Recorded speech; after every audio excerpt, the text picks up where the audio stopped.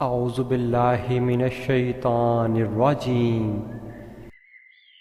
پناہ مانگتا ہوں میں اللہ کی شیطان مردود سے۔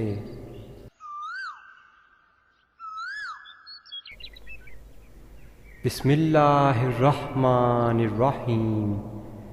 اللہ کے نام سے شروع جو بہت مہربان رحمت والا ہے۔ بے شک آسمانوں اور زمین کی پیدائش اور رات اور دن کے بدل بدل کر آنے جانے میں عقل والوں کے لیے نشانیاں ہیں، جو کھڑے اور بیٹھے اور لیٹے یعنی ہر حال میں خدا کو یاد کرتے اور آسمان اور زمین کی پیدائش میں غور کرتے اور کہتے ہیں اے پروردگار، تو نے اس مخلوق کو بے فائدہ نہیں پیدا کیا، تو پاک ہے، تو قیامت کے دن ہمیں دوزخ کے عذاب سے بچائیو۔ اے پروردگار، جس کو تو نے دوزخ میں ڈالا اسے رسوا کیا اور ظالموں کا کوئی مددگار نہیں۔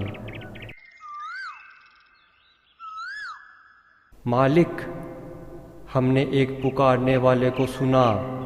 جو ایمان کی طرف بلاتا تھا اور کہتا تھا کہ اپنے رب کو مانو۔ ہم نے اس کی دعوت قبول کر لی،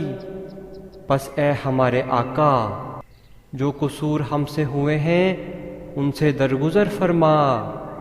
جو برائیاں ہم میں ہیں انہیں دور کر دے اور ہمارا خاتمہ نیک لوگوں کے ساتھ کر۔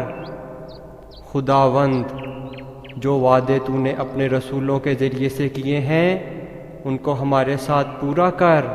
اور قیامت کے دن ہمیں رسوائی میں نہ ڈال، بے شک تو اپنے وعدے کے خلاف کرنے والا نہیں ہے۔ تو ان کے پروردگار نے ان کی دعا قبول کر لی اور فرمایا کہ میں کسی عمل کرنے والے کے عمل کو چاہے وہ مرد ہو یا عورت ضائع نہیں کرتا۔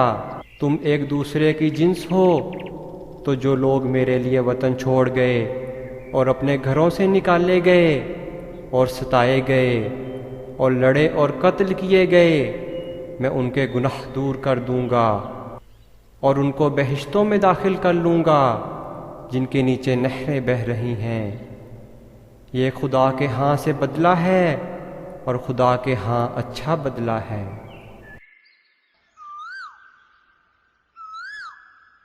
مگر وہ لوگ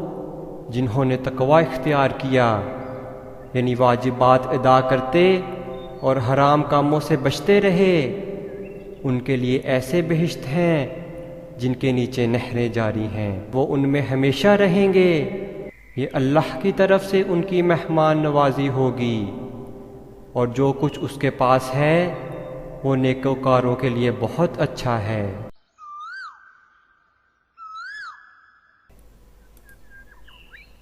اے لوگو جو ایمان لائے ہو، صبر سے کام لو، باطل پرستوں کے مقابلے میں پامردی دکھاؤ، حق کی خدمت کے لیے کمر بستہ رہو اور اللہ سے ڈرتے رہو، امید ہے کہ فلاح پاؤ گے۔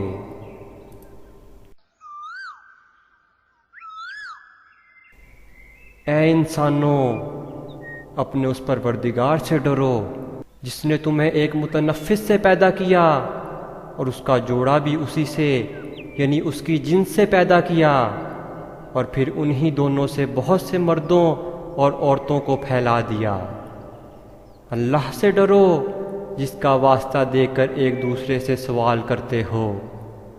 اور رشتہ قرابت کے بارے میں بھی ڈرو، بے شک اللہ تعالی تم پر حاضر و ناظر ہے۔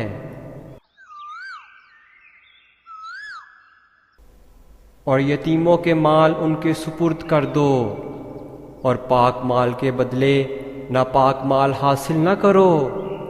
اور ان کے مالوں کو اپنے مال کے ساتھ ملا کر نہ کھاؤ، بے شک یہ بہت بڑا گناہ ہے۔ اور اگر تمہیں یہ خوف ہو کہ تم یتیموں کے ساتھ انصاف نہیں کر سکو گے، تو جو عورتیں تمہیں پسند ہوں ان سے نکاح کر لو، 2 2 3 3 چار سے، اور اگر تمہیں اندیشہ ہو کہ ان کے ساتھ عدل نہ کر سکو گے تو پھر ایک ہی بیوی کرو، یا جو تمہاری ملکیت میں ہو ان پر اکتفا کرو، یہ زیادہ قریب ہے اس کے کہ بے انصافی نہ کرو، یعنی ایک ہی طرف نہ جھک جاؤ۔ اور عورتوں کے حق مہر خوش دلی سے ادا کرو، اور اگر وہ اپنی خوشی سے اس میں سے تمہیں بخش دیں تو تم اسے شوق سے کھا سکتے ہو۔ اور یتیموں کو بالغ ہونے تک کام کاج میں مصروف رکھو، پھر بالغ ہونے پر اگر ان میں عقل کی پختگی دیکھو تو ان کا مال ان کے حوالے کر دو، اور اس خوف سے کہ وہ بڑے ہو جائیں گے، یعنی بڑے ہو کر تم سے اپنا مال واپس لے لیں گے، اس کو فضول خرچی اور جلدی میں نہ اڑا دینا۔ جو شخص آسودہ حال ہو اس کو ایسے مال سے قطعی طور پر پرہیز رکھنا چاہیے، اور جو بے مقدور ہو وہ مناسب طور پر یعنی بقدر خدمت کچھ لے لے، اور جب ان کا مال ان کے حوالے کرنے لگو تو گواہ کر لیا کرو، اور حقیقت میں خدا ہی گواہ اور حساب لینے والا کافی ہے۔